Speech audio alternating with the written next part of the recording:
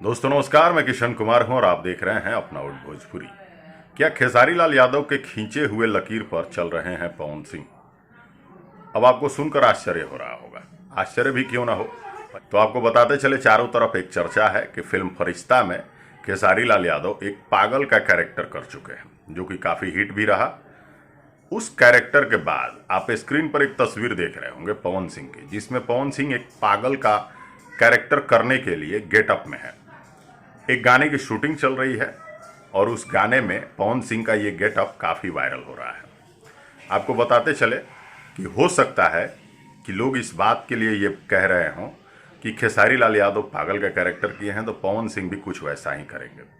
लेकिन आपको बताते चले कि फिल्म जानू मेरी जान में एक कैरेक्टर है। उस कैरेक्टर को शायद पवन सिंह उसी तरह से निभा रहे हैं जिस तरह से डायरेक्टर ने बताया है। तो ये एक फिल्म का हिस्सा है।